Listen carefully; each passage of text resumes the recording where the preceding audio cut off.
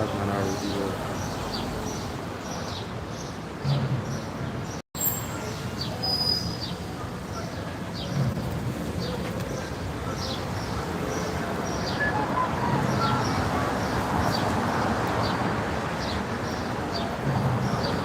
Alright, Shalom. Shalom. Before we get started, we're going to turn to the east, towards Jerusalem, to give our praise to Yahweh, by Hashem, Yahweh Shai, by Hashem, Kakodash. We want to give double honors to the apostles and elders of Great Millstone.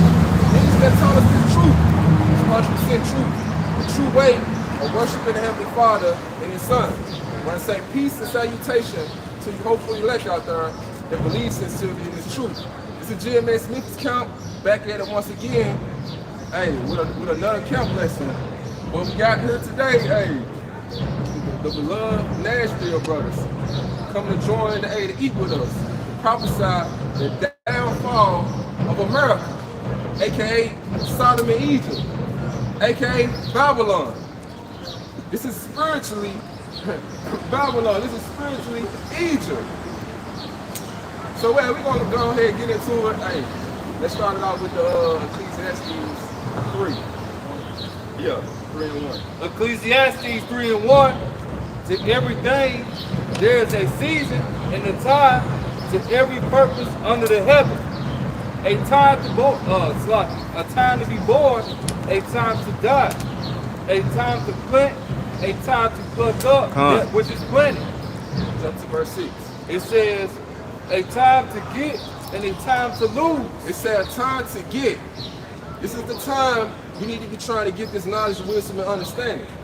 While the doors of mercies is open. And it said a time to lose.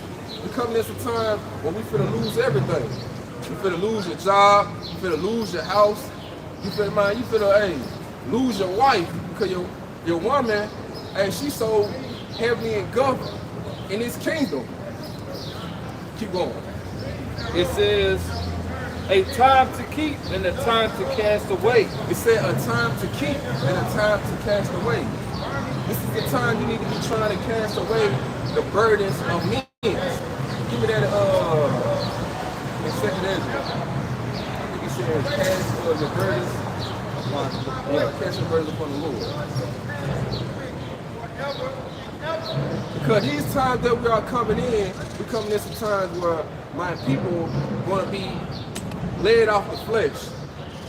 You're losing everything. People are going to be trying to figure out what I'm going to do. Trying to take things into their own hands. Not depending on the Lord. Not putting their trust in the Lord. So people are going to be leaning on to their flesh, their own understanding. And it's going to lead them to death. Because it says 2nd Ezra 14 and 14, let go from these mortal thoughts. So let go from your mortal thoughts. What I'm going to eat in those days is me and my family going to be protected, safe, secure. Let go for these mortal thoughts.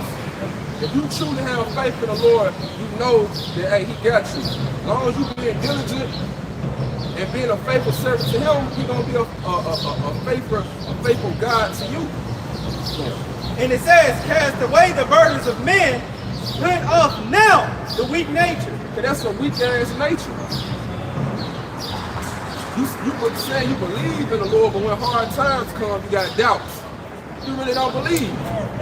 The scripture speak about he that doubted is damn why he eat it. So you really don't have faith in the Lord, because you ain't showing it through your actions. Go back to the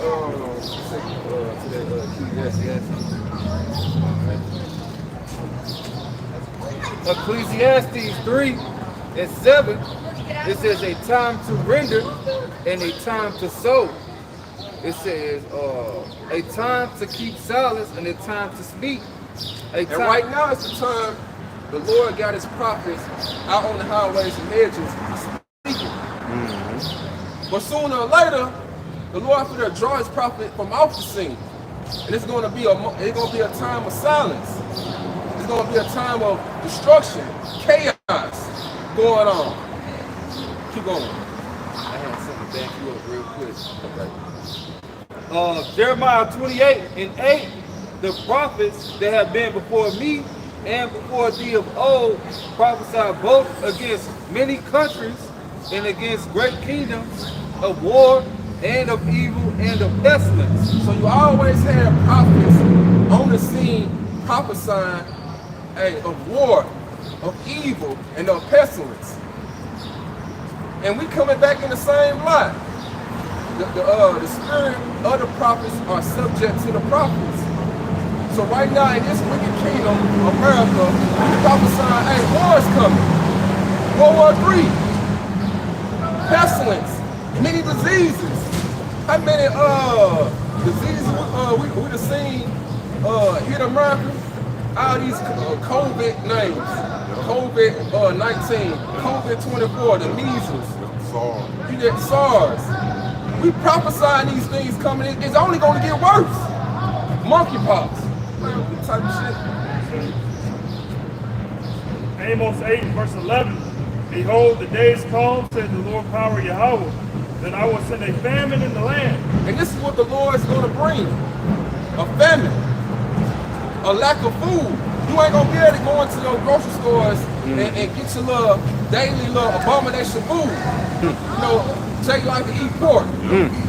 Like to eat crabs, seafood and shit. You ain't going to be able to go in your Kroger or Walmart, Kmart, whatever you like to go. You ain't going to be able to get there. Keep on.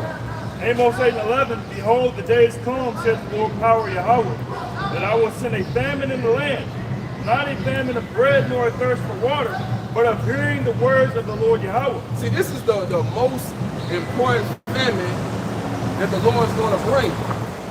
Because you speak about man should not live by bread alone. See, Jacob's so concerned about, hey man, what I'm going to eat, but what about this word? Because according to Isaiah 33 and 6, wisdom and knowledge shall be the stability of thy time. Not no fucking McDonald's, not no catfish, no pork. That shit got an expiration date, but this word is known. You gotta know what to do in those times when Jacob's trouble hit.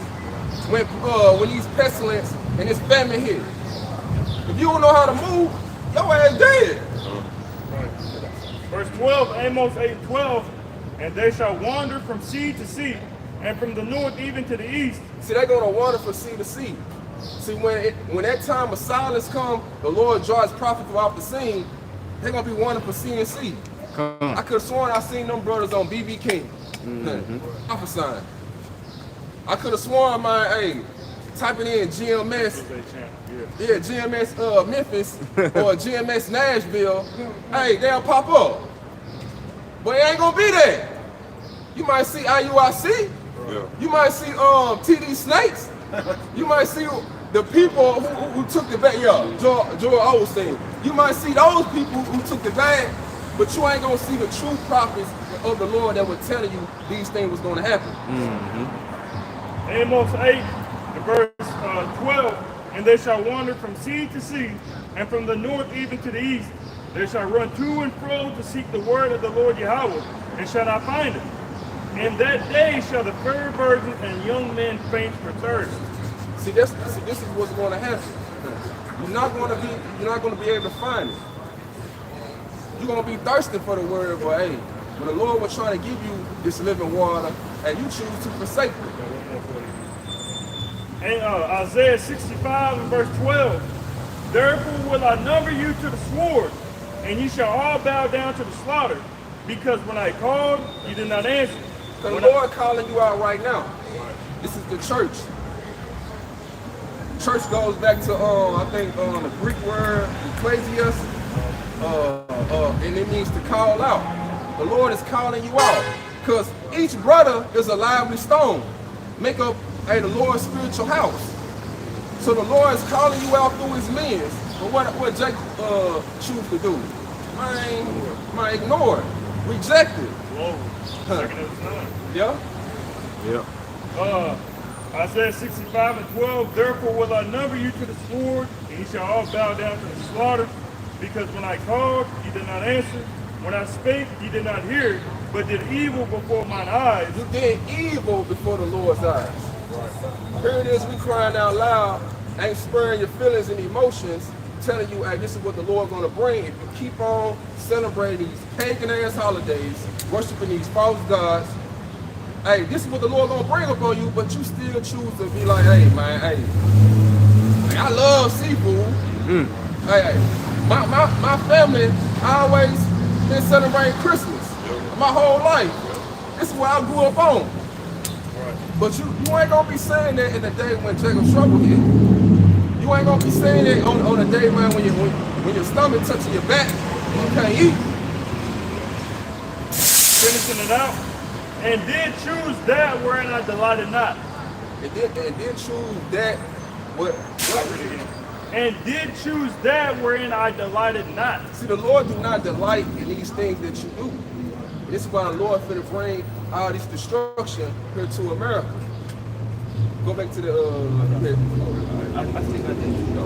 Ezekiel 33:33. And when this comes to pass, lo, it will come. Then shall they know that a prophet had been among them. So all these things that we are prophesying about, famine, plagues, pestilence, the MOTB, the World War III, when all these come to pass, then you're gonna know that the prophets have been among you, telling you these things. But by the time that time hit, it's gonna be too late. And when it's too late, hey man, it's too late for your ass. Go back to the Ecclesiastes. Ecclesiastes 3 and verse 8.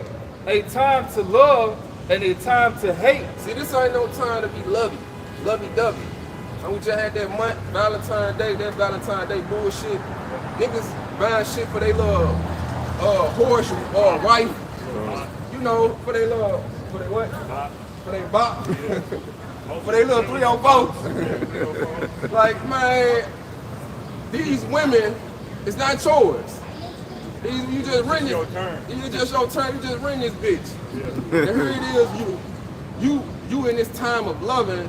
When it's a time you need to be trying to get your mind straight, getting your mind geared to what's going to come to pass. Getting your house in order. Yeah, getting your house in order. Keep reading on that. It says, verse 8. I'm reading back over. Ecclesiastes 3 and 8. A time to love and a time to hate. A time of hate. Man, Donald Trump showing the hate. Man, look how you doing to the Northern Kingdom. Like, come on, this their land. How you gonna kick somebody out of their own land? And if it get worse, cause it's just going back into history. Like everything, history repeats itself because the Northern Kingdom got kicked out first. Then the Southern Kingdom. So history repeats itself. So same thing that Donald Trump going to the Northern Kingdom. You think he ain't got to come to the Southern Kingdom? You so-called Negroes, he coming after you. He's showing the hate. A time of war and a time of peace. This said a time of war. This ain't no time or no fucking peace. Do we see peace? Do we even hear peace? The love of many is waxing cold. Niggas getting killed. Man, if you even talk over a basketball game, if I say LeBron James' son slowing some motherfucker, you gonna get shot just talking about him. This is how crucial it is. Yep. Like, what's that article you had read not too long ago? The Mayan woman had killed him just because he ate too much breakfast. Oh yeah. Look at this shit. Madness. This is the shit that going on right now. So this is a time of war because a civil war is coming, and we already heard about World War III going to take place. Jeremiah 30 and verse 5. For thus said the Lord Yahweh, we have heard a voice of trembling, of fear, and not of peace. See, this is what we prophesying to you Israelites. What they what's called here saying about the doomsday prophets? Donald Trump. Yeah. Like, Prophets we of are doom. prophets of doom. Yeah. We is not prophesying no peace. We prophesying a trembling. We supposed to trembling when you hear these words. Cause this word's supposed to shake free in you. Like, damn. This what's gonna happen? Jeremiah 30 and verse 6. Ask ye now and see whether a man doth travail with child, Can a man travail with child? Can a man have a baby? Right. But in this twisted kingdom, Nah, well. hey, fucking with Esau, a man damn near can have a baby. Right. But a man normally cannot have no damn child. Yep. Wherefore do I see every man with his hands on his loins, as a woman in travail, and all faces are turned into paleness. So, hey, showing you that men's, the toughest men, these cookies and Ray Rays, these, so, yeah, Floyd Mayweather, 50 Cent, yeah, CJ, all these men that claim that they tough gangsters, Big Boogie, hello, matter of fact, yo, go down the line, King Von, King Von, Chief Keef, Young Boy, all these dudes that claim that they tough, got these Tech 9s, these switches, they gonna be like a woman travailing with child.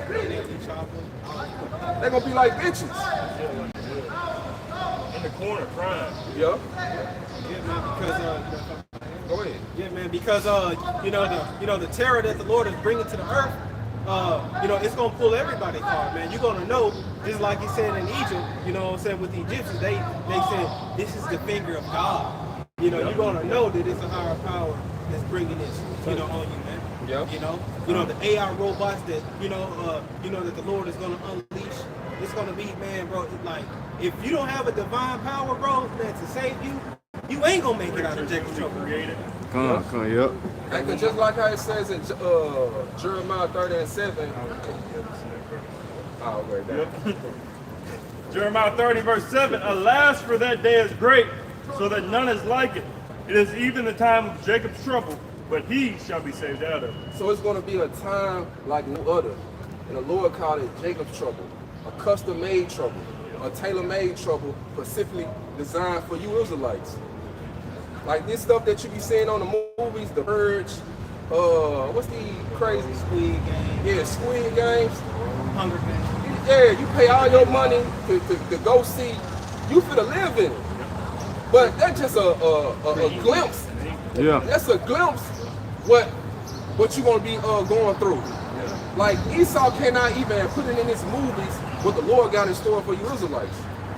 And just like the movie, if you get scared, you can just walk out, or you watch a movie at the house, you can just cut that shit off. Nah, nigga, you gonna stay in this movie and you finna go through it.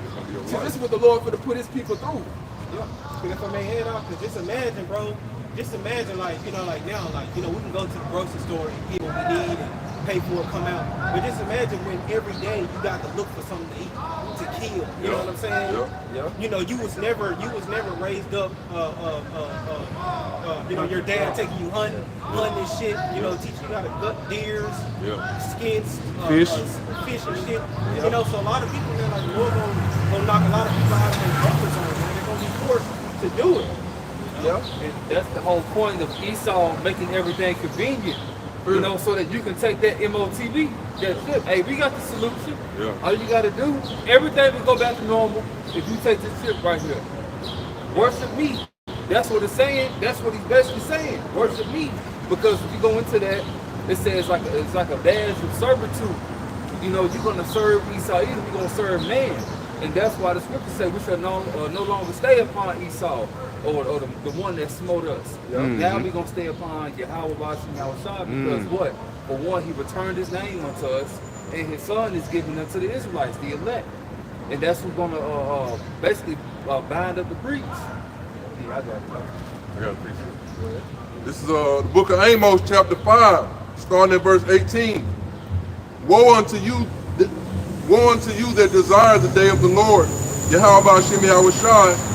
To what end is it for you? And that's to these wacky tacky Christians that claim they have the knowledge and wisdom and understanding of the Lord. So they think the Lord is going to come back with all sunshines and rainbow, but according to the scriptures, he ain't coming up there. Let's see how he comes.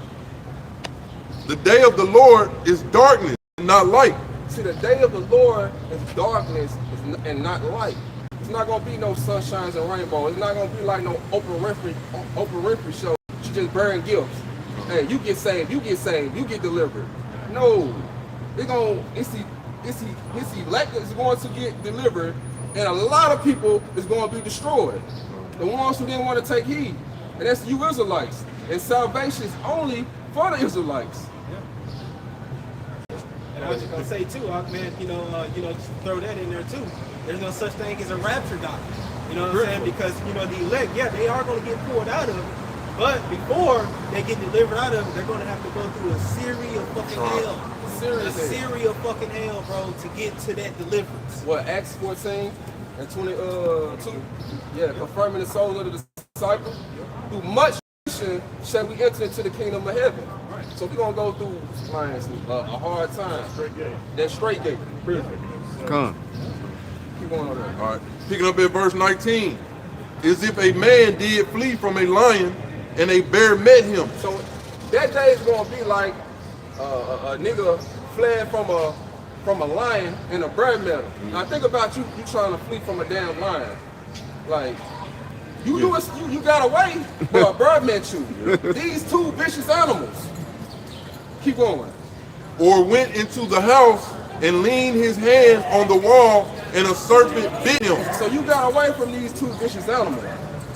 Went in the house, leaned your hand on the wall like you good. Like, woo, shit, man, I got away from these two crazy ass animals. But a whole time, a snake coming down the wall bit your ass.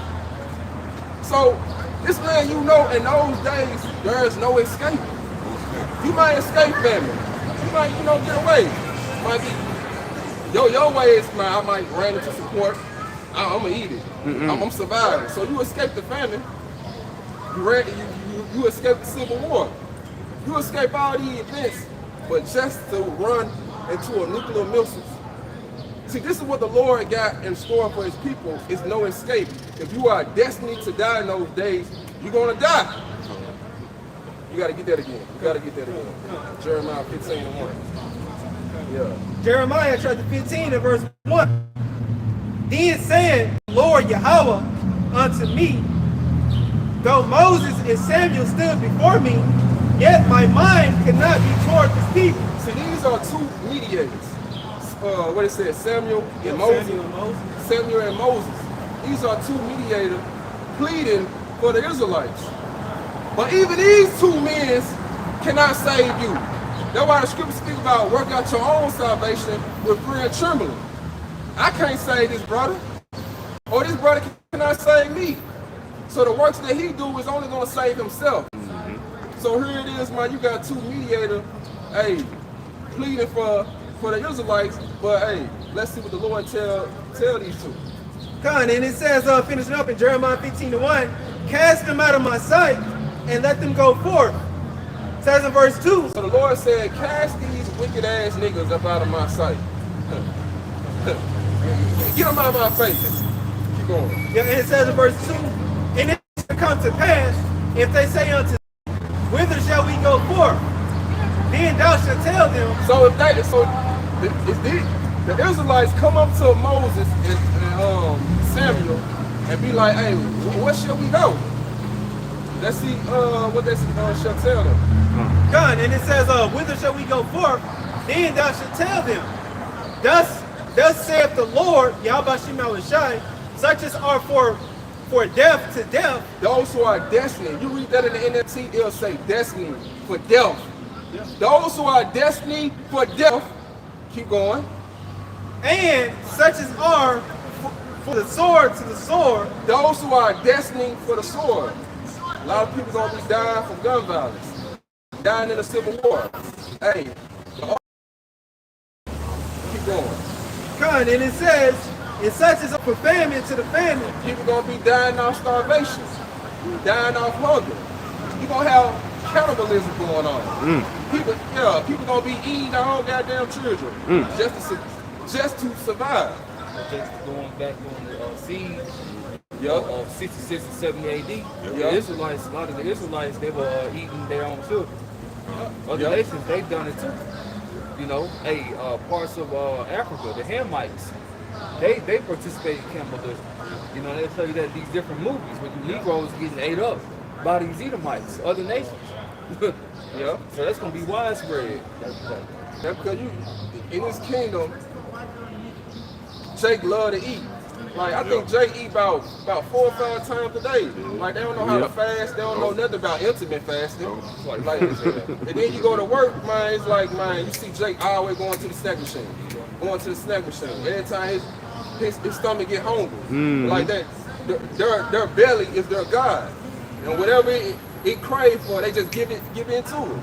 So just think about those days when you can't find hardly no food, what they gonna do? Man, they gonna start a nigga or these little stinking ass hoes gonna look like a delicious meal to them. Yeah, I was just gonna make a point on it, because it said such as are for the famine to the famine, going back, you know, to the wise virgins, you know, 5 was wise and 5 was foolish. But when the foolish came, they said, you know, give me of your oil. And they're like, nah, you know, go to those that buy. So you know, like you said, the Amos 8 and 11, you know what I'm saying? So when they go and try to buy, hey, you know, you asked up because you ain't got the true doctrine then. You see what I'm saying? Yep. You know? You're gonna hear, follow the commandments. Yep. Okay, bro. But down on top of that, you're gonna hear Jesus. You through. Ain't no fucking saving. I mean, ain't none of that for you. You done had the names. You talk shit about the names. You how about some no shot. No, it's too late. Yeah. Ezekiel 14, it's a few verses above.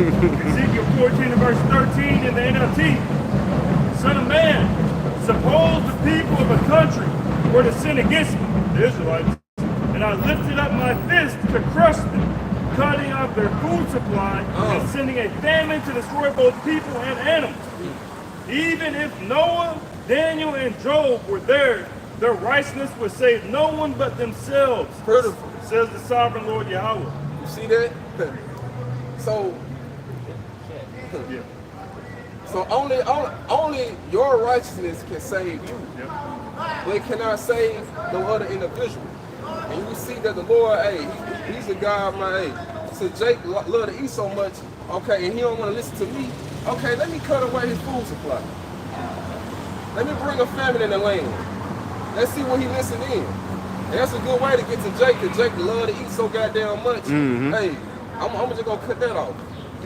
Ain't no more going to McDonald's or what the fuck, Captain D's and all that. Grocery store shelves are going to be totally empty. Yeah. There's going to be no food.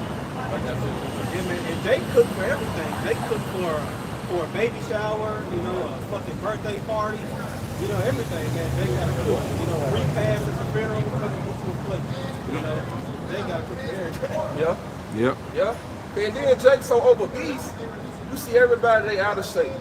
Like when I go to the gym, bro, I barely even see Jake there. I just see, maybe I see the Northern Kingdom and mainly Edomites.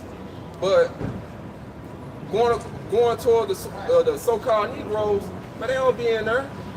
Like everybody, all our people are mainly obese. And you look at the diabetes, the strokes, heart attacks, all that come from our people.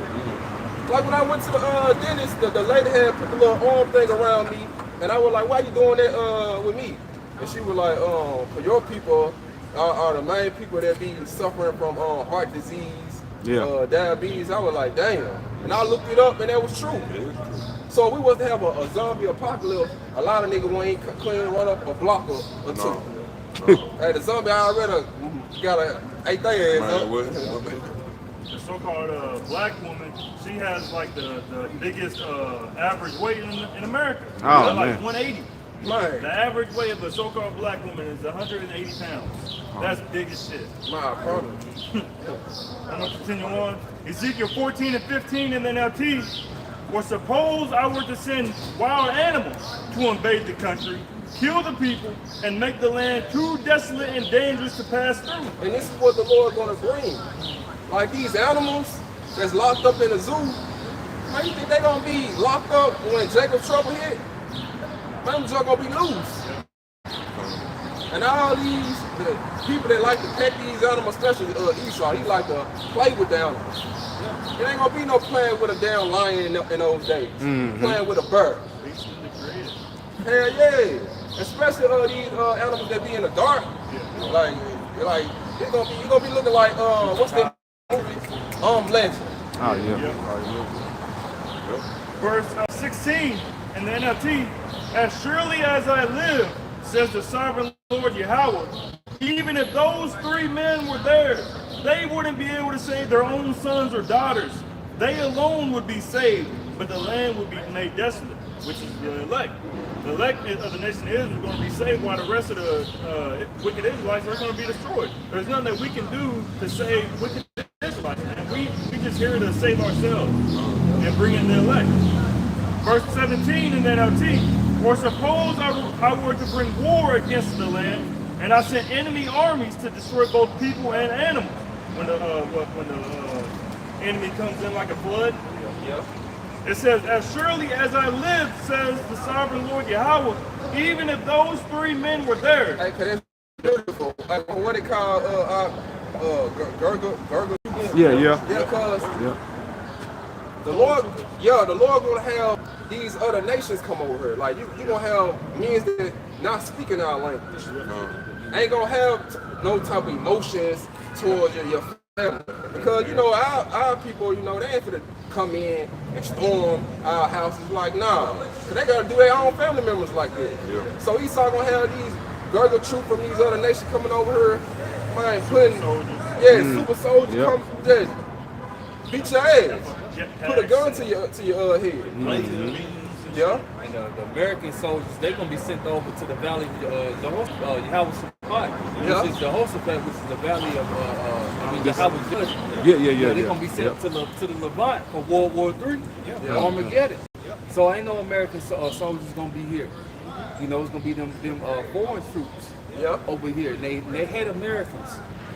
Them nations, all these different nations, they hate Americans. And you see that today. And to answer your point too, man, the Lord is going to bring back that draft. A lot of you hunters and Christians running around here, useless eaters, riding around with your girlfriend in your car, shit, thinking shit all good. The Lord gonna get you too. You got a 28 KD on Black Ops 6. Yeah, we need you over. Dealing with the draft, so they changed that. Today, it's called what they call it. I talk about it all the time. Selective service. So today, selective service is the draft. And it's 3 waves of the draft. It starts from 18 on up to the 20s and the 30s, into the 40s. Then if you're still capable, it can go into the 50s. They don't tell you that. But these troops are going to be getting knocked off. And so they're going to have older men, veterans. Oh, you were just in the military a year ago. You went into retirement, but we need you. We need you to fill the ranks of officers because they getting killed over there. They're not going to say that, but they know what it is when that time happens. And so today, you have selective service. The conscription, they put in the other words so that, because Americans are stupid as fuck anyway. You don't like to read, you don't really know anything. And so today, selective service, that is your draft. And that's the spirit too, real quick, because like if you apply for a job at FedEx, like if you work at FedEx, man, they will have you that selective service. Hey, I gotta pay attention to that. I ain't know that. Selective service, that's it. If you get called up for war, you gotta go. There's some time. Ezekiel 14 in verse 18 in the NLT. As surely as I live, says the sovereign Lord Yahweh, even if those 3 men were there, they wouldn't be able to save their own sons or daughters. They alone would be saved. Or suppose I were to pour out my fury by sending an epidemic of pestilence into the land, and the disease killed people and animals alike. We're seeing that right now with the chicken pox. Chicken pox is killing off all the chickens, cows. It's starting to transmute humans as well. But you had the old CDC director said that he believed that the chicken pox is no, not chicken pox, bird flu is the next great pandemic, man. He said that what had happened, back in 2019, 2020 was just a test run for the real pandemic, the real pandemic to come. So it says, verse 20, as surely as I live, says the sovereign Lord, Yahweh, even if Noah, Daniel, and Job were there, they wouldn't be able to save their own sons or daughters. They alone would be saved by their righteousness. one more slide. Verse 21 in the NLT. Now this is what Sovereign Lord Yahweh says. How terrible it will be when all four of these dreadful punishments fall upon Jerusalem. War, famine, wild animals, and disease, destroying all her people and animals. This was coming to America, man, because, you know, Jerusalem is a people before a place. And so the Lord Yahweh is about to bring very hard judgments upon, you know, the Israelites. I forgot who stated this, but they had quoted, never let a good disease go to waste. Crisis. Never let a good crisis go to waste. So it says AI overview. The saying, never let a good crisis go to waste, suggests that difficult situations can be leveraged for positive change and growth, encouraging the use of challenges as opportunities for improvement. And that's the mindset of the elite. Winston Churchill. Yeah, Winston Churchill. That's the mindset of the elite. You know, they're gonna have a crisis come up, hey, and they're gonna use that to what? To start their enterprise, like I said in the book of Job. All this is pre-planned, but first, it ain't this nigga Esau doing it. It's Yahweh trying to set them up to do this shit. This is all the Lord's game. It's all the Lord's playing field. Yeah. You know, don't fear man. You need to fear the power that's bringing this, which is over. You know, Satan, because Satan ain't doing what he just wants to do. No other nation is. Yahweh will lift up kings, bring them down. So the Lord's the one that's setting all this up. So you need to fear the Lord. Fear Him that can destroy both soul and body in hell. Don't fear the man that's you know bleeds just like you.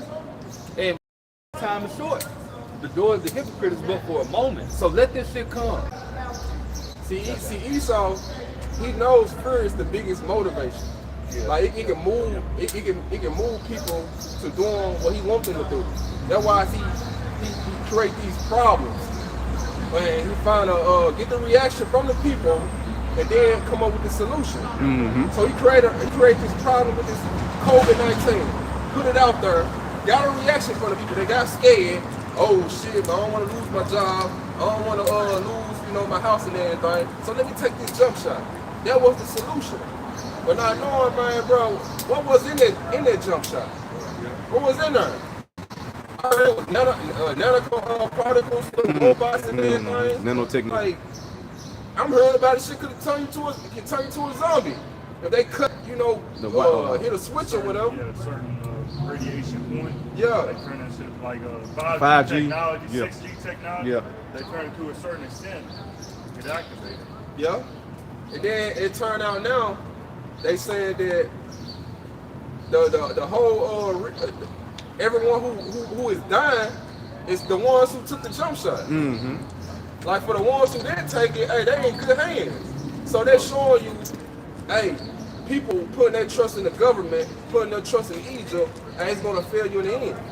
And in other camps, because you had other camp leaders saying it's okay to take the jump shot. Yeah. I'm gonna bring it up. This is 2 Corinthians chapter 2.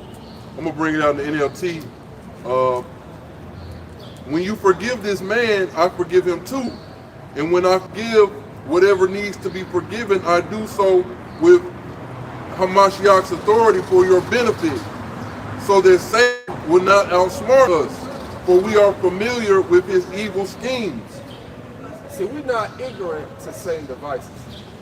We ain't finna just, hey, believe this man. Like scripture speak about, hey, never trust our enemy. This nigga is our enemy. He's our natural born enemy. Like he was in a womb, our enemy. So what the fuck I look like trusting someone that saying, oh, I'm gonna give you something free to help you with your health. Since when you ever gave us something free? Shit. But knowing, hey, if this nigga do good, it's something behind. It's an agenda behind it to trap you. At the end, he will declare his wickedness. Though he do good, at the end, it will declare his wickedness. I got that word devices. Because in the KJV, it said we're not ignorant of Satan's devices. That word device in the Greek, G3540, noema, it says an evil purpose. That which thinks the mind, thoughts, or purposes of mental perception or thought. And it also says, so an evil purpose. So we're not ignorant of his evil purposes that he's bringing upon the forefront to really deceive the mass of the people. Yep. You know, and you even have other camp groups who are being ignorant of what they're bringing and following after those wicked devices, man. They're saying that the MOTV isn't the Almighty Micro Caesar.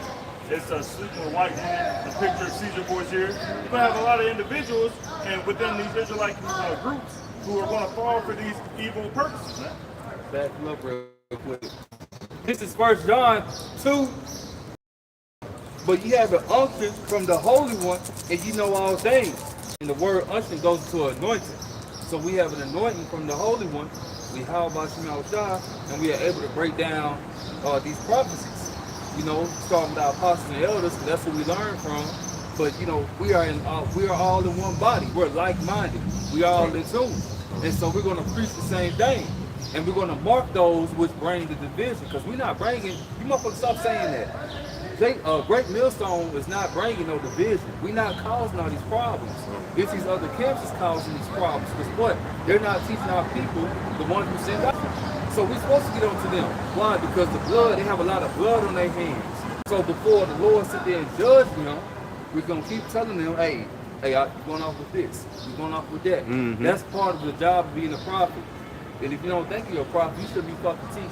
Mm-hmm. There's other ways you can make your money. Quit using the fucking, not sloppy. Quit using the ministry to make your money. Quit using the Lord to make your money. Because the Lord getting tired of that shit. The brother had a dream that these other camps will get judged. And best believe it's gonna fucking happen. Yep, come on. This is Matthew 24. This is Matthew 24 and 24.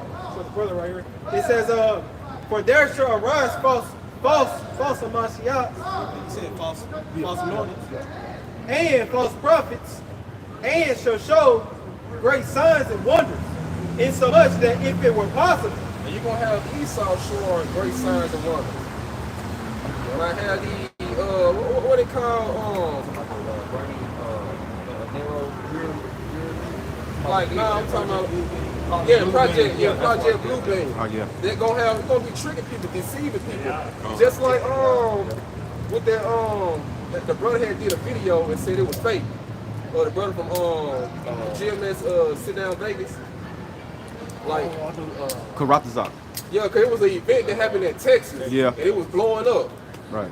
You know what I'm talking about? Are you talking about the UFO up in the Yeah, sky? the UFO. Yeah. It was fake. Yeah. But this is what we this is what we dealing with in these times. Like you can't even tell what is real and what is fake. Right. Because you got all this artificial, this AI technology. Yeah. But like as it says in the scriptures, read.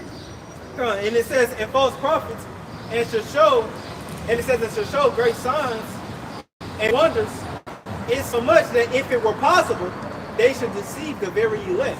And that's the point. It's not going to deceive the Lord's elect. Because the elect is not going to fall for Esau devices, his purpose. They're going to know the truth.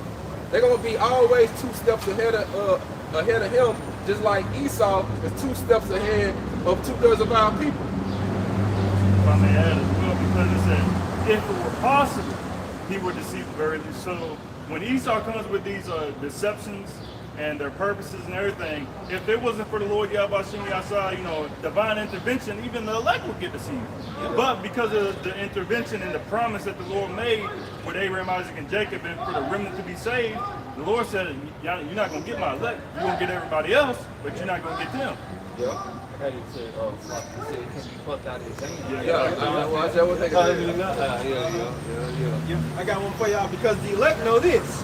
This is Isaiah 8 and verse 20. To the law and to the testimony, if they speak not according to this word, it is because there is no light in them. And like scripture say, another voice, shall they not hearken unto them. You know what I'm saying? So the elect, they know the right way. You know what I'm saying? So if you off in the doctrine, they're gonna be like, you know what I'm saying? You talking about taking a chill. Yeah. My sheep hear my voice and they follow me. Lord, hey, man, the elect ain't finna follow what Esau talking about. They gonna see you the cunning, all the trickery that he comes with. That's why it's so important to mark those that cause division and point them out. Yeah. You know. Yeah. And you got to pay attention to who you learning from in these last days too, man. Yeah. You know, like the brothers always recommend, hey, apostles and elders from Great Millstone, because this is where the 100% truth is. This is where it's at. You being led the right way, man. Day one.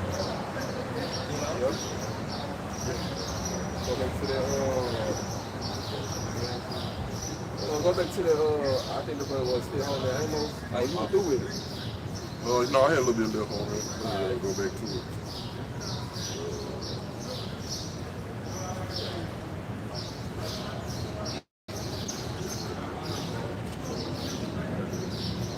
That was it. This is Amos chapter 5, verse 20. Hold on, let me go back to 19. This is Amos chapter 5, verse 19. As if a man did flee from a lion, and a bear met him, or went into the house and leaned his hand on the wall, and a serpent bit him. Shall not the day of the Lord, Yahweh Shai, be darkness and not light, even very dark, and no brightness in it? So it's going to be a very dark day. It's going to be like a nightmare on Elm Street. Like, it's not going to be no hope. That's why it says in the scriptures, I think it's in Ecclesiastes, they look out the window, it's going to be dark. So it's going to be no hope. It's not going to be no hope here for America. Even that, matter of fact, I think it's Zephaniah, the great day of the Lord. Yeah. This is Zephaniah 1 and verse 14. And it reads, the great day of the Lord Yahweh is near, it is near, and hasteth greatly. And we see the great day of the Lord is near. The Lord gives you signs. The blood moon. Hey, on the Passover. Like, come on, man. Keep going. Continue on.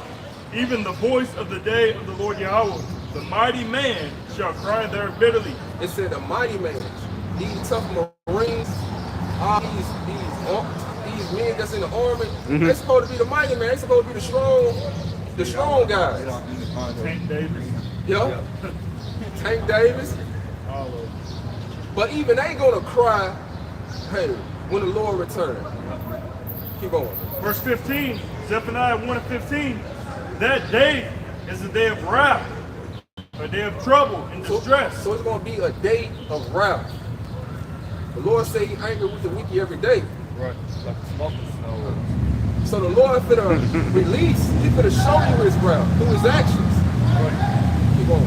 Continuing on, a day of wasteness and desolation, a day of darkness and gloominess, a day of clouds and thick darkness. It's the Joel 2nd chapter. Verse 16, a day of the trumpet and alarm against the fenced cities and against the high towers. And I will bring distress upon men, that they shall walk like blind men, because they have sinned against the Lord Yahweh. So the Lord finna bring distress upon all men. People, hey, they ain't gonna know what to do. They're gonna be confused, perplexed. Yeah. Going back to that Amos, which you had read, and they're gonna be seeking to and fro, trying to find the answers. Like, what the hell is going on?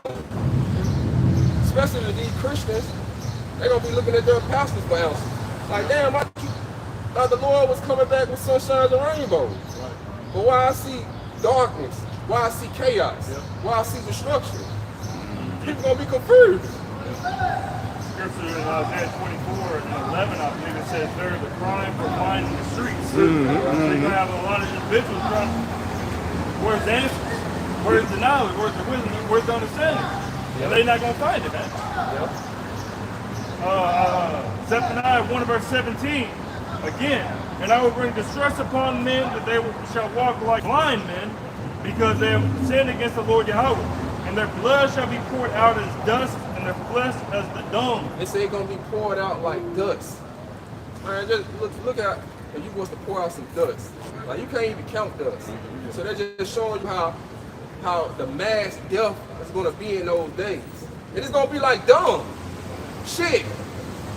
Like, man, shit on the ground. So you gonna have bodies up on the ground just like some shit. That's what it says in Psalm. 1,000 shall fall at thy side and 10,000 at thy right hand, but it shall not come nigh thee. Yep. Verse 18, Zephaniah 1 and 18, neither their silver nor their gold shall be able to deliver them in the day of the Lord Yahweh's wrath. But the whole land shall be devoured by the fire of his jealousy, for he shall make even a speedy riddance of all that dwell on the land. It said neither their gold nor their silver. Like in these times, you know, money can get you out of all situations. Yeah, money is a defense. But in those days of destruction, when the Lord returns, hey, your money's not gonna value out of this. Give me that Proverbs. This is Proverbs 11 and verse 4.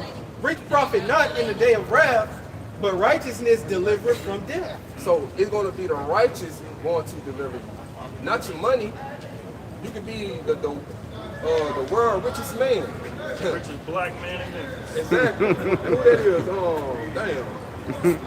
What's that nigga name? The richest man. I think it's like Dr. Dre or whatever. I don't know, man. He's irrelevant, but I'm just saying, even the world richest black man, hey, he ain't gonna be delivered. LeBron James. No. For the Lord looking at your works, man, you know, what did you do for him? You know, what did you do, you know what I'm saying, to contribute to the ministry? You know, if you feed his sheep, like you said, you know, if you love me, feed my sheep. Yeah. That's what the Lord gonna be looking for. You know, like he says, you know, what's that, 2 Corinthians 9, you know, those that should be able to be saved shall escape by the works and by faith, whereby they have believed. Mm-hmm. That's right, brother.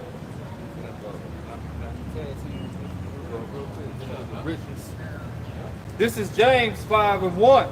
To you that have a little money, you know, it ain't gonna profit you.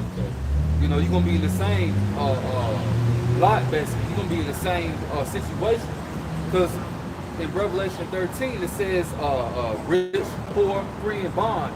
So at that time, because the economy's gonna collapse, money ain't gonna separate you no more. Money's not gonna profit. You're gonna be in the same position as a nigga that work a 9 to 5, and you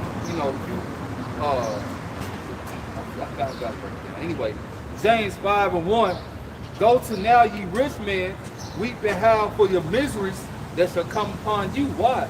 Because you ain't gonna have no money no more. You're gonna be just like us. That's what I meant to say. You know, you can work a regular old 9 to 5. You ain't gonna be no fucking CEO of the company. None of that is gonna matter no more. Your position. It says your riches are corrupted, and your garments are moth-eaten, and the riches of the elites also, they're corrupted.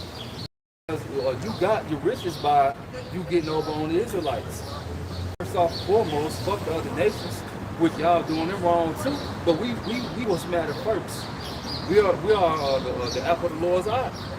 It says your gold and your silver is cankered, and the rust of them shall be a witness against you, and shall eat your flesh as it were with fire. Ye have heaped treasures together for the last days. And all these other nations that heap treasures for the last days. Especially when they was giving out them stimmies.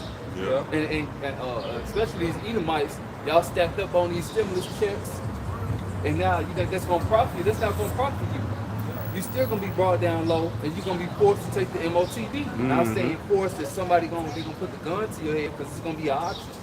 You know, you're gonna take it or not. If you don't, okay, your head gonna go on this chopping block, and you're gonna be decapitated. Now, some of the men of the Lord, they're gonna be decapitated too, but it's for whose sake? Yahweh Shemel Shah's sake. And that's just their life, and that's a reward for them. That's an honorable death. Many of y'all, you're not gonna fall honorably. You're gonna fall dishonorably. Why? Because you fell for Edom. It said, behold, the hire of the laborers who have reaped down your fields, which is of you kept back by fraud, cried, and the cries of them which have reaped are empty to the ears of the Lord of Sabaoth. So ultimately, we are crying unto Yahweh Shemel Shah, because really the money that we have, it ain't profitable. It's not our gold and silver like what we used to have. This fucking bullshit greenback dollar that these other nations, the BRIC nations, ain't using. Half of the America's allies not even using their fucking dollar no more. So what's going to happen to the economy here?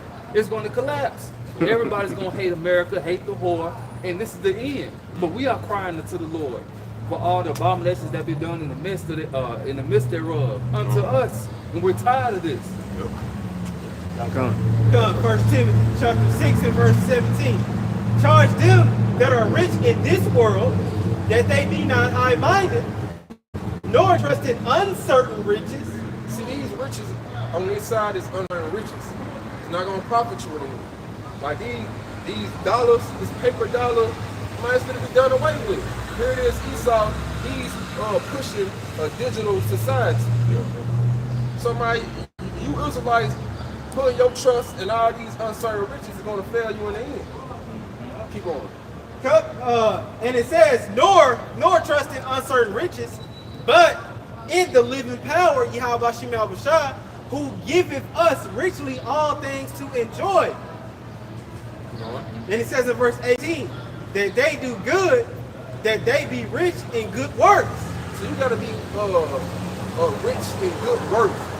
Like how you was speaking about, hey, you're gonna be faith and works save you in those days. Not no damn money.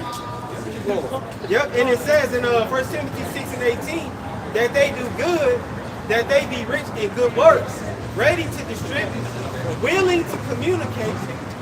It says in verse 19, laying up in store for themselves a good foundation against the time to come, that they may hold, it says that they may lay hold on eternal life.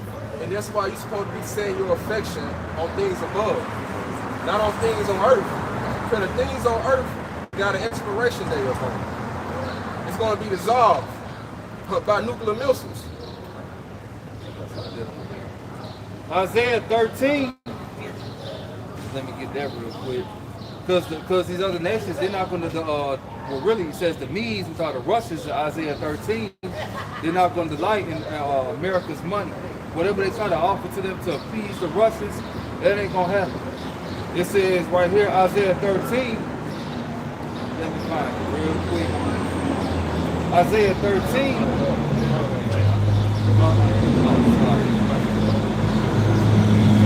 Yep. Isaiah 13 and 17, it says, behold, I will stir up the Medes against them, which is Babylon, which shall not regard silver, and as for gold, they shall not delight in it. So these Russians, which are the Medes, you look at the ancient map of where the Medo-Persian Empire was, today is where Russia is.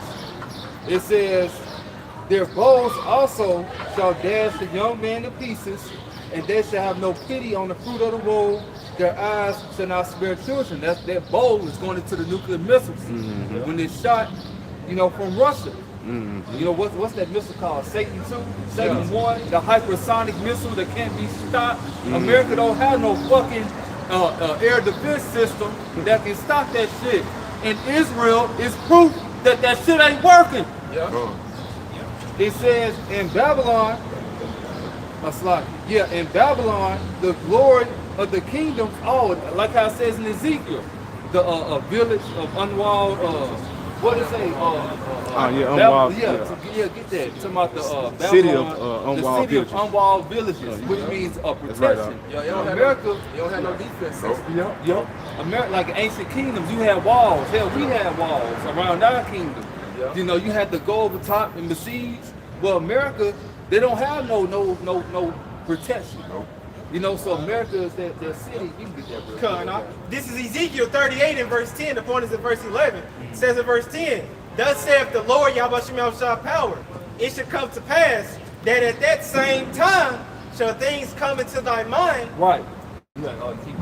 And thou shalt think an evil thought. Right, so that evil thought is when these other nations shoot these missiles upon Babylon the Great during World War III. America will get hit. America's already hated. Hey, so that evil thought that the Lord's gonna put in their mind, hey, let's destroy this bitch. America gotta go. Because America is the leading cause, the root to all these different problems. And you gotta uproot. Like how I said, like how we started at Ecclesiastes, it's time to pluck up, time to plant. America's been planted, the bitch gotta get plucked the fuck up. Exactly. Keep on. It says in Ezekiel 38 and verse 11, and thou shalt say, I will go up to the land of unwalled villages. I will go to them that are at rest. Right. And America's at rest. What it say in Revelation 18? I sit a queen. I am no widow. I shall see no sorrow. Yep. So a lot of these Americans, they at rest. All Russia, Israel, they ain't gonna worry about that. They're gonna keep living it the fuck up. Yep. No. And so you're living out what the scriptures say that basically the characteristics of what Babylon the Great is doing. Yep. The mindset. And so this is that place, that city of unwalled villages. Ain't no protection. Right? It says, I'm a Just a little bit more. And it says that I will go to them that are at rest, that dwell safely, all of them dwelling without walls and having neither bars nor gates. Right, so no protection. So America is that place where you dwell safely. All these other nations want to come here. They don't think nothing's going to happen. It's going to happen. These same people that's walking, they're going to be involved in that nuclear destruction if the animals don't get to them. You know, if the Civil War, hell, friends gonna fight each other, like how it says in Second Esdras. The Doomsday bunker buddies, they gonna fight against each other. Yep. And you gotta face against the 2/3 of the nation of Israel. You through, because at the same time, you know, the Lord's gonna raise up His man. But guess what? The 2/3 of the nation of Israel, they're gonna get some too, and that's just what it is. And so, yeah, this is their place of unwalled villages. America is not safe. So right back in this Isaiah 13, real quick, and y'all got it. Isaiah 13 and verse 19, in Babylon, i.e. America, the glory of kingdoms, the beauty of the Chaldeans' excellency, shall be as when the Most High overthrew Sodom and Gomorrah. So what happened? Sodom and Gomorrah was destroyed by fire and brimstone, which is going to happen here in America. The fire and brimstone is the nuclear missiles. The bows going to be shot, you know, from the other ends. From the other ends of the earth, you know, and that's all I really wanted to give with that, because I don't, you know, y'all speak American. Y'all got it. Yeah, give me that second edge, 671. Nobody ain't got that. I got Thessalonians.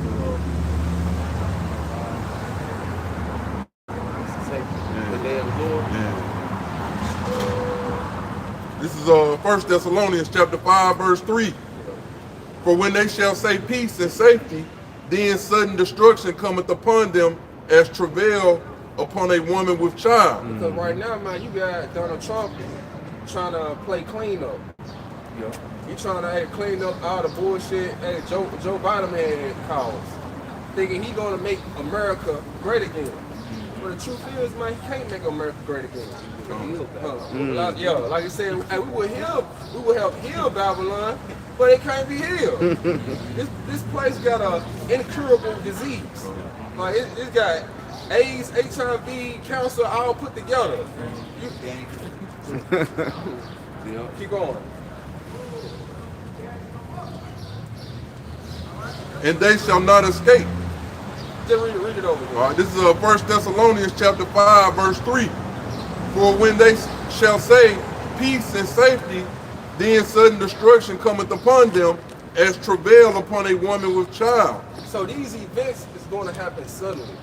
It's going to come upon you unaware, quickly. And you ain't going to be able to escape. You're going to be like a bird just got caught in the damn bird trap and can't get yourself out of there. Get yourself out of whatever come upon you. Keep going. And they shall not escape. Yeah, you ain't going to be able to escape. Keep going about that. It's 1 Thessalonians chapter. Eve gonna be the main one that get her ass caught up in these traps.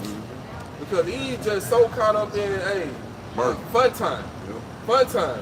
What the scripture speak about, she dead while she living. She live her life in pleasure. Yeah. Did you read the sign? It says 12 tribes of Israel. We're not Muslims. Fucking illiterate, nigga. You just wait till the Lord start laying roadblocks out there. You know what I'm saying? You got tanks and shit, you know what I'm saying, blocking the road off. You know, it ain't gonna be a laughing matter then. You know, it ain't gonna be a laughing matter then. This is 1 Thessalonians chapter 5, picking up at verse 4. But ye, brethren, are not in darkness, that day should overtake you as a thief. Because these events is going to catch a lot of people off guard, like a thief in the night. But the ones that are not in darkness, the ones that the Lord has called out of darkness into his marvelous light, the Lord ain't gonna catch them as a thief. Because they're gonna be watching. They're gonna be standing up on their posts.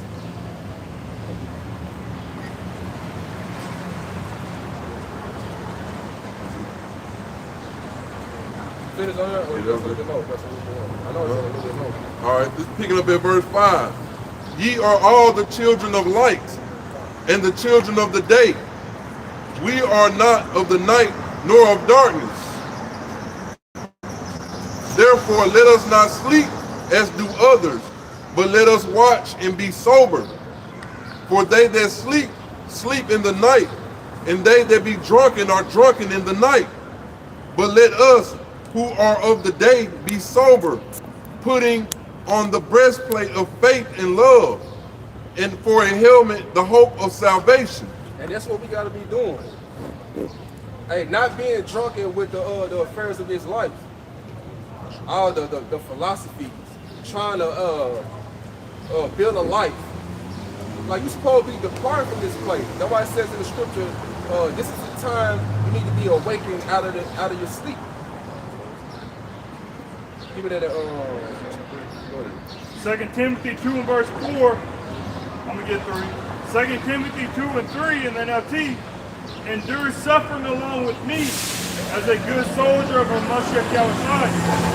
Soldiers don't get tied up in the affairs of civilian life, for then they cannot please the officers who will listen. Just like the brother was going into, man. We're not getting caught up in the affairs of this life. We're focused on the Lord Yahushua, just as it says in 1 John 2 and 15. Love not the world, neither the things that are in the world. We're not worried about this place. We're not getting caught up in this place, because if we do get caught up in the affairs of this place, we're going to receive judgment and destruction from the Lord Yahushua, man.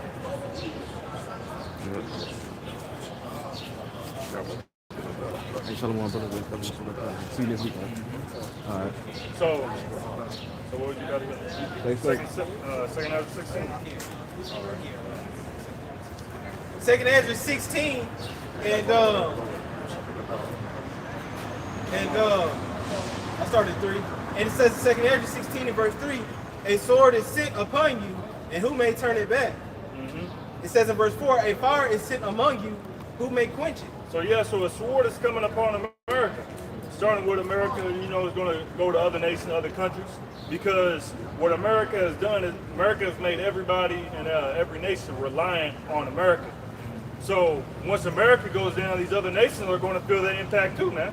But it's not just anybody who's sending this sword. It's not just anybody who's sending this fire. It's the Lord Yahushua who is sending these the sword, the fire, the plagues, the pestilences, and everything else, man. Et cetera, man. It's the Lord bringing these plagues, and you can't turn it back, man. Yeah, and it says in verse 5, plagues are sent unto you, and what is he that may drive them away? You're not going to be able to. You didn't drive the Crown 19 away. You came up with a temporary solution for it, but it was even the solution that you came up with.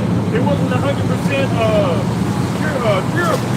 At first they said yeah, you take this jump shot, it's 100% curable, and then it went from 100% now to 98%, then it went down to 80%, and it went down to 65%.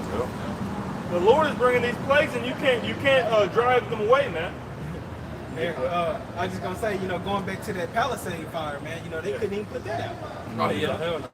Shoot, the wind had took over, man. It was just, man, it just kept going. Yep. Yeah, it says in 2 Ezra 16, in verse 6, it says, may any man drive away a hungry lion in the wood? Right. So when a hungry lion's on the prowl, you're not going to tell, hey man, you're not going to eat me today. Please don't eat me, please. You're not going to drive it away. You got it. Or may anyone quench the fire in stubble when it had begun to burn? Just like you just said with the Palisade fires over in California, they couldn't stop that. They burned down a lot of the rich homes in California, man. Yeah, Rolls Royces, there wasn't no escape. So once that fire started, there was no quenching it. Just like with the fire and the plague and the words of the Lord Yahushua outside, they're coming upon this place like fire, man. And you can't quench it. And the words and the prophets that have started coming out, you can't stop that, man. There's nothing that Esau can do to stop the prophets from coming out, man. Because once this fire has been started, there's no quenching it, man. Yep. Finishing up, and it says in 2 Nephi 16 and verse 7, may one turn again. It says, may one turn again the arrow that is shot of a strong archer. Right. So when Are you Jewish? no, You're not Jewish, bitch. Hold up. Yeah, I got a picture. You got it. All right. read it. They're not. Just to land back on what you were saying, you know, I love Jesus. it's too late for America. You know, there's no fixing this place. So this is Numbers chapter 35, verse 33. So ye shall not pollute the land wherein ye are, but blood it defileth the land, and the land cannot be cleansed of the blood that is shed therein, but by the blood of him that shed it. Yeah, so the only way to cleanse this place is by sending those arrows that the brother had just read in the 2 Nephi 16 and 7. Because when the Lord send these arrows, man, it's going to cleanse this whole place, man. It's going to become a monument, a memorial. Yep, a memorial of how not to be. Don't be like America. Don't be like this wicked society, man. And it's going to lay waste and lay desolate for all eternity, man. That's right, bro. No person is going to dwell in it. Only, evil spirits, unclean birds, buzzards, desert creatures, man. That's the only thing that's going to dwell in here in America. You're not going to know where B.B. King Boulevard was. You're not going to know where the Statue of Liberty was. You're not going to know where the Tennessee line was with Arkansas, man. Yep. I got one for you. The land back. This is 2 Peter chapter 2 and in verse 6. Going back to the point you was making about the monument. How the Lord's going to make America, like a monument. All right, and it says in 2 Peter 2 and verse 6, it says, and turning the cities of Sodom and Gomorrah into ashes, condemn them with an overthrow, making them I'm reading this. It's a little excited, Yeah, 2 Peter 2 and 6, and it says, and turning the cities of Sodom and Gomorrah into ashes, condemn them with an overthrow, making them an ensample unto those that after should live ungodly. Yeah, so making them an example of how not to be. And if you follow after the ways of Sodom and Gomorrah, you will receive judgment just as Sodom and Gomorrah did. So what makes America so different? America is doing worse than Sodom and Gomorrah. Worse than the acts and the filthiness that Sodom and Gomorrah was doing. So what makes America safe from the Lord's judgment? What makes them safe from the Lord's wrath, man? There is no escape. There is no sweeping it under the rug, man. And America's not getting any better. It's getting worse. Therefore, Sodom and Gomorrah, just as Sodom and Gomorrah got judged, making an example of how not to live and not to live ungodly, it's going to be the same with America. And then America is going to be that ultimate example, that ultimate memorial of how not to live. And if you do live like that, you're going to receive judgment from the Heavenly Father. Because the lake of fire is America. Right. It's so big. You look at a lake from up top, it's vast. Some lakes are like, whole continents. Not whole continents. Yeah, well, not states. That's what I meant. And so forth. So, yep. And so, America is that lake of fire. This is the second death, which is by fire. Yep. When you go into Isaiah 34, it talks about the streams and the rivers are turned to pit, to tar. So the Mississippi River, there ain't gonna be no river. It's gonna be just a stream of just black tar and black fire, man. Just engulfing not just there, the like the brother said, Lake Michigan. It ain't gonna be no lake. Yeah. It's just gonna be just black pitch tar, man. And, ratchet, rank smell to it. Yeah. All the fish just gonna just evaporate. Everything is gonna be destroyed here, man. The very elements. Yeah, the very elements. 2 Corinthians 3 and 10. Because when you go into that second Ezra 16 and 7, it said, "Who shall turn away an arrow when the strong man begins to bend the archer?" So like we're paraphrasing. So right, so when an archer is bending the bow, you try to stop an arrow mid-flight, you're gonna get your hand cut off.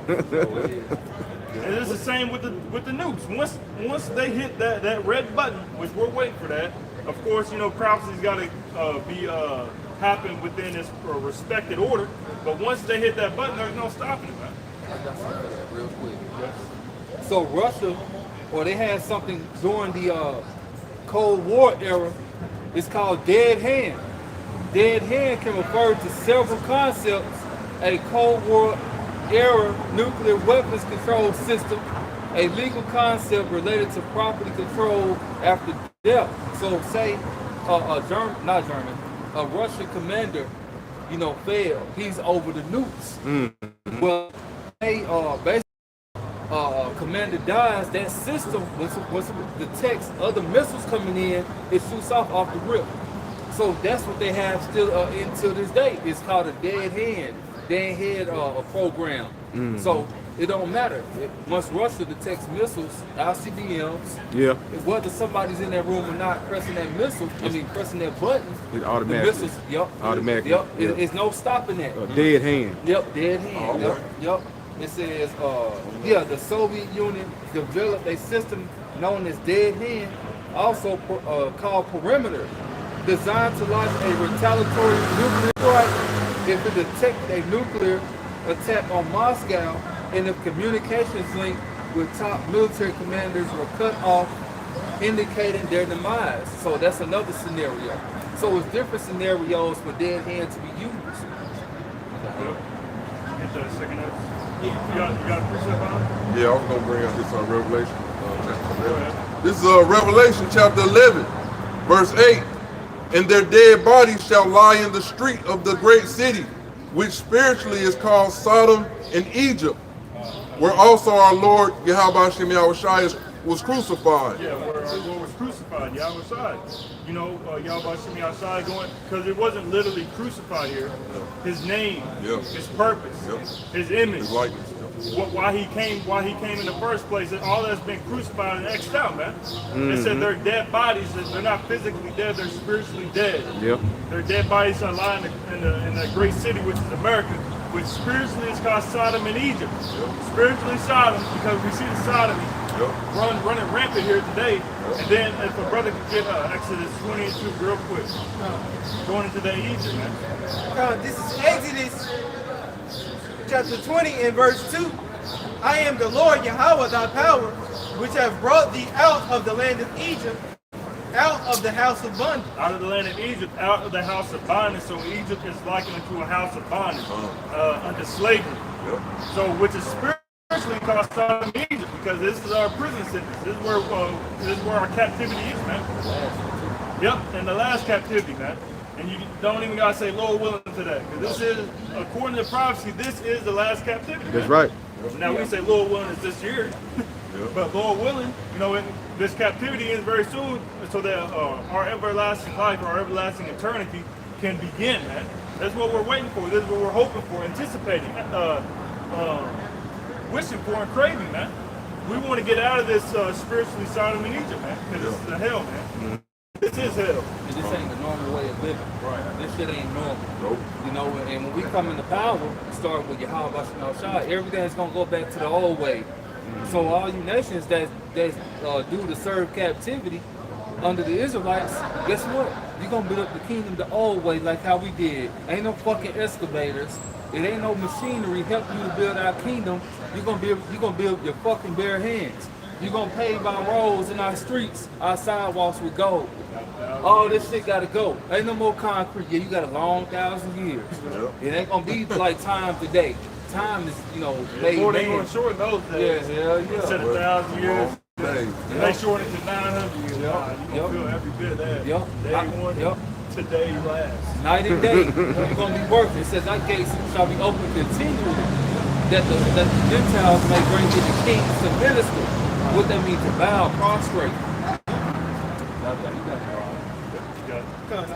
Jumping back to the spirit of Jacob's trouble. This is 2nd Ezra chapter 16 in verse 17. Woe is me, who will deliver me in those days? Ezra was asking, because Ezra was saying that's how bad the days are going to come. When that day comes, he said, woe is me, who's going to deliver me in those days? Who's going to deliver me? You got it? And it says in verse 18, the beginning of sorrows and great mourning. which that's what Yahushua said in Matthew 24. He said, all these are the beginning of sorrows. So when we see these things happening before our very eyes, this is only the beginning, man. It's the beginning.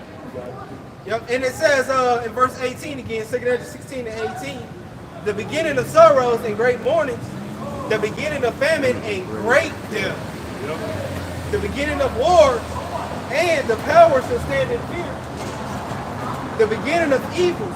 What shall I do when these evils shall come? Yeah, so this is only the beginning of what the Lord Yahushua is bringing, man. He's bringing forth judgment, famine, pestilence, wars, and this is only the beginning. We've only seen an inkling of the Lord Yahweh's power, man. And what he's about to do is going to shake and rock the whole earth, man. You're not going to know what to do. You ain't going to know where to hide, where to run. Keep going.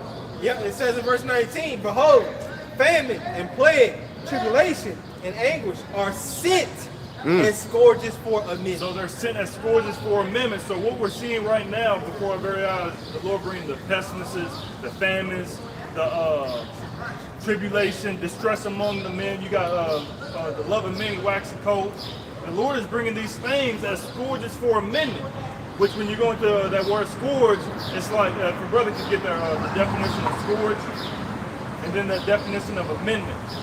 Because the Lord is basically doing this to correct you. You got it. This is scourge in the online etymology, 1200 century, and it says a whip used for inflicting pain or punishment. Yep.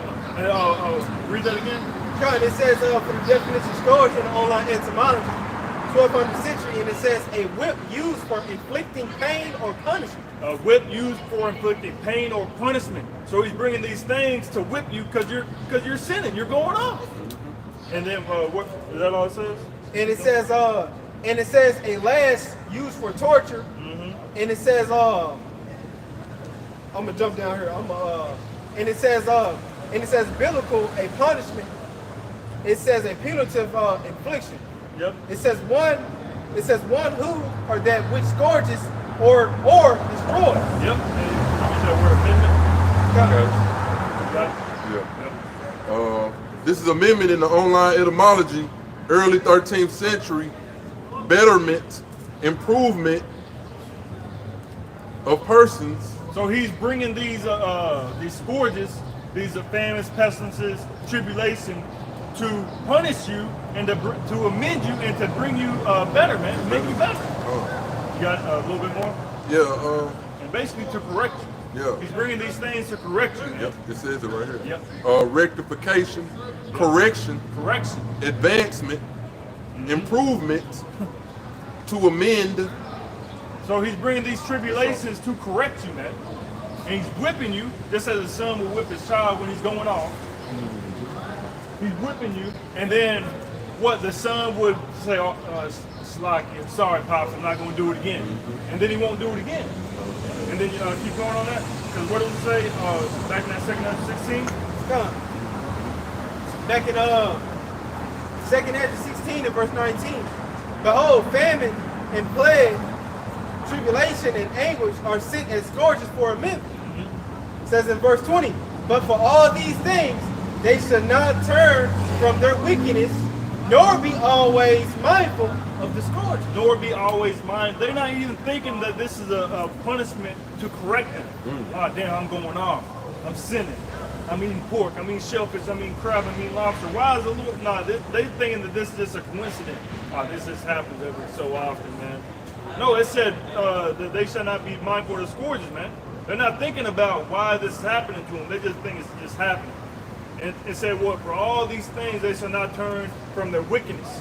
They're going to continue to commit adultery, continue to follow after the ways of Esau, continue to follow after wickedness and unrighteousness, man.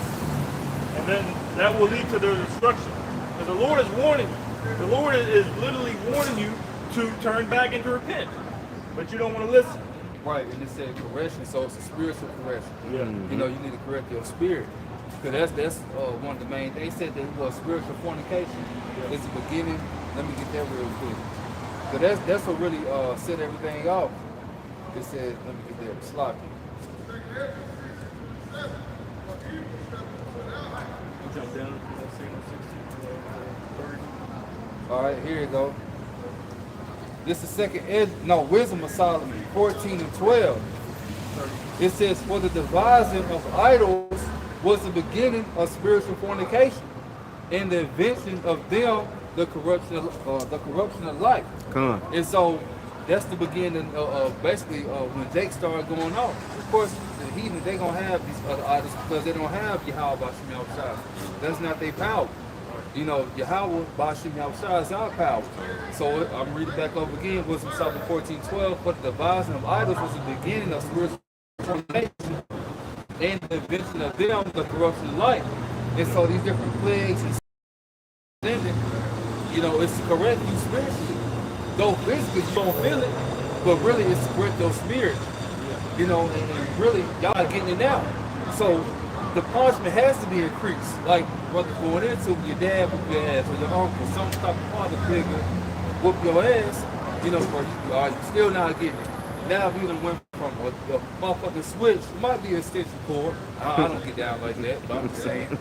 It might be a clothes hanger. However the ass whooping was, ultimately, once your ass got beat to a certain degree, hopefully we're smart enough to be like, you know, fuck it. You know, I ain't gonna do this shit no more. I'm tired of getting hit with that switch, that extension cord, you know, a pot, pan, whatever. Because, you know, Jake is still hard. But anyway, that was the beginning of spiritual fornication. You know, these different idols. So now we tell you to turn back, right? And turn back to the true living power, because these idols ain't gonna save none of these other nations. It's not gonna especially save the nation of Israel. They're not saving your black ass, your brown ass now. You getting fucked up day in and day out, and you still not getting. So ultimately, you're gonna end up getting put the fuck to death. I got a precept. Yeah, because ultimately, that's merciful of the Lord to just punish you instead of just, you know, exterminating you like you're gonna do Esau ultimately. But this is Hebrews chapter 12, verse 11. Now no chastening for the present seemeth to be joyous, but grievous. Nevertheless, afterward it yielded the peaceable fruit of righteousness unto them that are exercised thereby. Right, because it said what? Because I think we brought that out last week. Yeah, we did. I just remembered that. It's beautiful, man.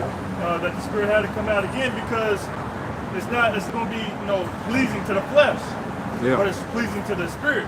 Because as you go through these chastenings, as you go through the tribulation, the trials, the hardships, the Lord is purging that dross out of you and bringing forth a new man. Because we're all being made into kings and the priests, and that doesn't come just by just being given to us. No, we have to earn it, man, and working. We just don't get muscles just because do one push up. No, you got to strain your muscles, and then. No, she said back, you know, like he said, you got to rip them, and get the muscle, feel right back. So going through these chastenings, it makes us better and more appreciative once we actually get the kingdom of heaven, man. It said that the chastening is not pleasant, basically, but grievous. But afterward, it yielded a beautiful reward, man. Basically, it yielded forth a beautiful reward, which is going to be for an everlasting life. Because what we're about to receive, it's not just going to be for a season. It's not just going to be for 1,000 years, as Shakari said. They said we're going to have the kingdom for 1,000 years. We're going to be immortal for 1,000 years, and after that 1,000-year period, we go back to dying again. That's not how this works, man. That's not how the Lord operates. But 1 Corinthians 15 says that the sting of death is sin. Sin is, you know, working. Yeah. So basically, if we're gonna be in the new covenant perfect, how the fuck we gonna go off and then die? It ain't God, no way. God gonna come up and war against us again. They're gonna take us over. Come on, man. No, this is what we're going through right now is going to bring forth everlasting life, man. That's what we're waiting for. Get back to what we had read earlier about like how, you know, if it were possible, they should try to deceive the very elect. But the elect ain't hearing that shit, man. Because the elect men, wherever they are, they know what's written, and they sticking to what they have been taught to death. You know, no matter what. Said they follow the land wherever he goes. So wherever he goes. So it don't matter. There ain't nothing you can teach that's gonna deceive the elect. No. Yeah. Once they're in the Lord's hand, and you ain't nobody grabbing the Lord's hand and pulling them out. It ain't, no matter what they go through. You know. Got this one real quick. This one you know, just going back to the point that y'all was making about, I'm gonna read in the scripture. Proverbs 29 and verse 1. He that being often reproved, hardeneth his neck. Yeah, you know, going back to the point that you was making about, you know, the scourge you send for a minute. You know what I'm saying? You see, the Lord, you know, he ain't got to send those scourges to, you know what I'm saying, you know, force you to change and, you know, get you to change. The Lord can kill you. You know what I'm saying? You know, that's why they call the jail correctional facility. It's to correct you. You know what I'm saying? You see, the Lord can't kill you. You know? This is Proverbs 29 and verse 1. He that being often reproved, hardeneth his neck, shall suddenly be destroyed, and that without remedy. Yeah, man. So like you said, that without remedy, man. You know, and in the NLT, it goes into you know, beyond recovery, man. You know, so the Lord put your ass in a car wreck or something, you know, paralyze your ass. You know, you ain't recovering from that, man. You a vegetable for the rest of your life. Like I said, the Lord can just unalive your ass, man. You know? And it's worse if you don't heard this word, you understand it, and you're not doing the word. And hey, you really get fucked up because you knew his will. Now you're gonna be beating his stripes. You know, that can be during the time of JT, or that can be now. You're gonna be playing games for like the last 10 years, or however long you done heard this truth, and you're not doing nothing. You know, you're gonna get it more so than a nigga that ain't paid any attention to the Lord. You know?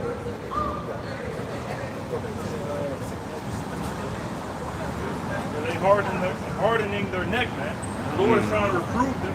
Just like it says in Jeremiah 4:22, my people are fools. They have not known me. They are silent children. They are wise to do evil, but to do good they have no knowledge. And the Lord is trying to reprove them and say, you're going the wrong way. Go this way.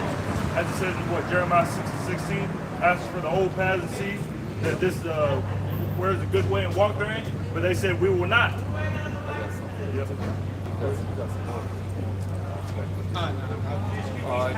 This is Malachi 3. Malachi 3, and I'm gonna start at 13. This is the mindset of Jake. It says, your words have been stout against me, said the Lord, yet you say, what have you spoken so much against thee? You have said, it is vain to serve the Most High, and what profit is it that we have kept this ordinance, and that we have walked mournfully before the Lord of hosts? And so you said it's vain to serve the Lord. And this is your mindset, that it's vain to serve Yahweh Shemel B'Shah. And so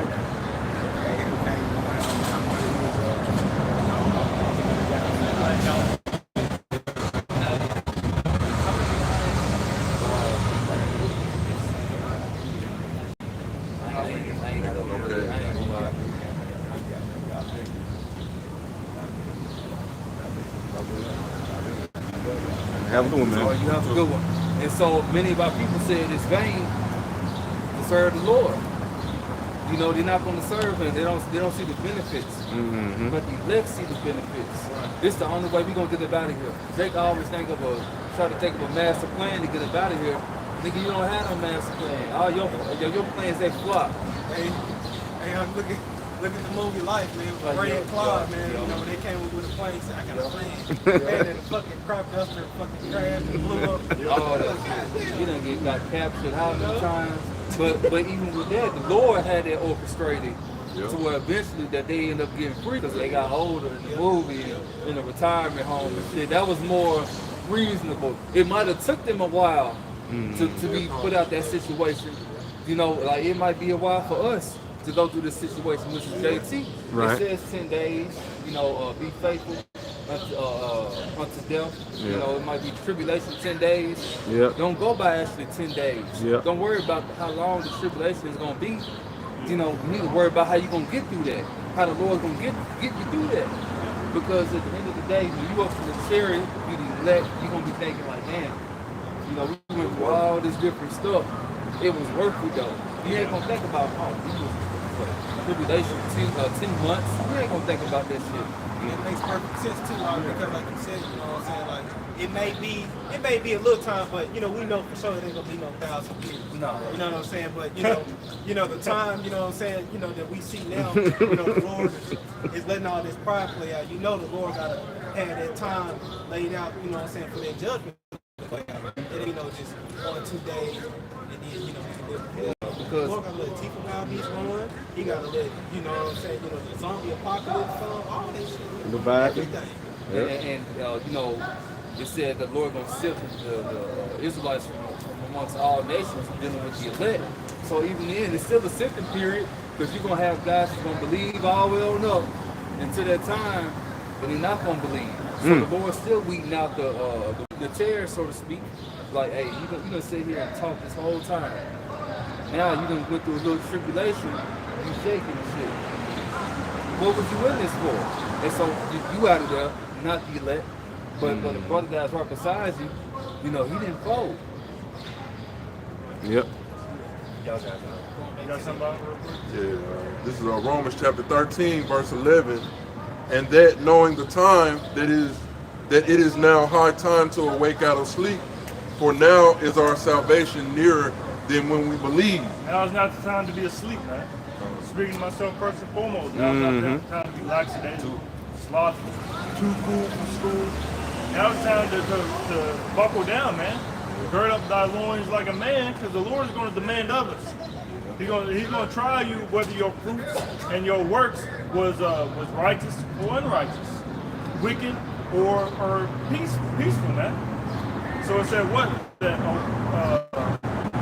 rise up, for now is our salvation nearer than when we believe, man.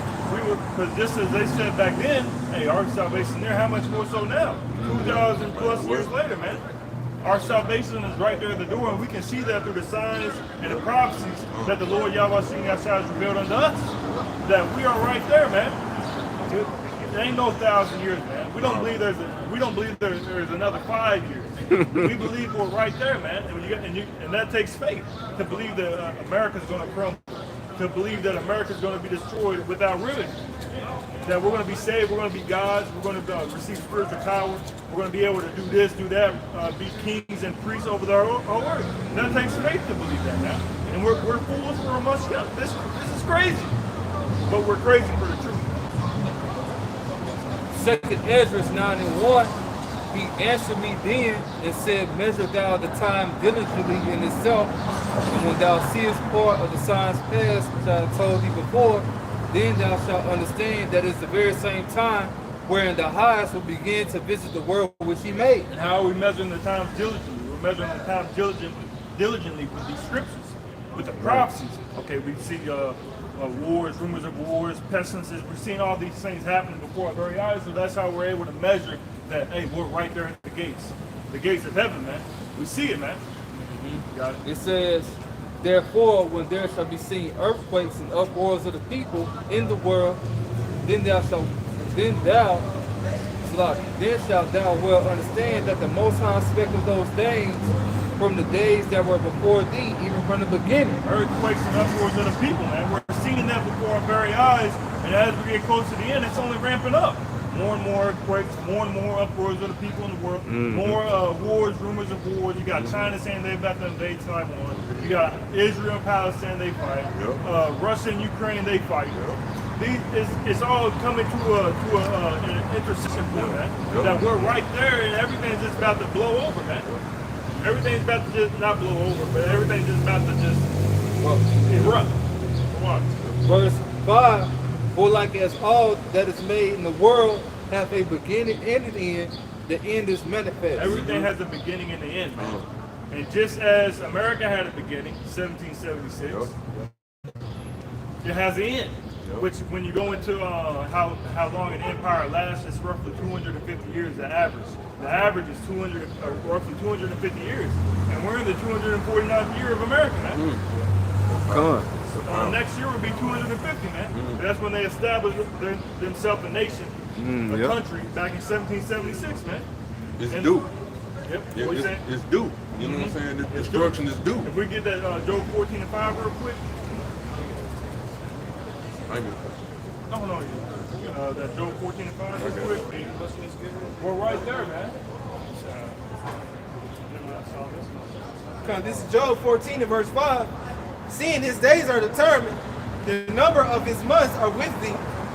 Thou hast appointed his bounds that he cannot pass. Thou hast appointed his bounds that he cannot pass. Just like the brother Bond said, it's due. His destruction is due. His judgment is due. And there's no going past him, man, because when you go into that word bounds, it goes into a prescribed task or something prescribed to you. It's like if you go to the doctor and they say, I'm going to give you 5 oxycodone. You try to go to the doctor and you try to go to the pharmacist and you say, you go to the pharmacist and you say, hey, he said 5, but can I get 6 actually? Can I get 5 oxycodone and one perk, please? They're gonna look. It's not what was prescribed to you. Your doctor prescribed you 5 oxycodone for your pain, and that's all you get. You don't no refills. Esau don't get no goddamn refills. Hey, if I may hit the NLT, because it's gonna go into it. It says in Job 14 and verse 5 in NLT, you have decided the length of our lives. You know how many months we will live. Yep. And we are not given a minute longer. Not given a minute longer. So Esau's kingdom is not going to be, so just for hypothetical, Lord said, you know, Esau's kingdom will go until March 8th, 2029. There ain't no March 9th, man. There ain't no March 15th. Ain't no, well, how about March 8th, 2030? No. Lord said March 8th, 2029, man. You're not go past it, man. Just hypothetical. We don't know the day nor the hour. You know, it's just hypothetical for for people to understand. Right. So we're at the end of Esau's kingdom, man. There's no stopping it. There's no turning it back. So Lord willing, this camp lesson was edifying to the spirit to bind to the fold. Before we end off, we're going to turn and face the east and give our praise, honor, and glory to Yahweh, Hashem, Yahushai, Hashem, Makakodash. and double honors as always to the apostles and the elders of the great millstone. Until next time, Shalom. Shalom.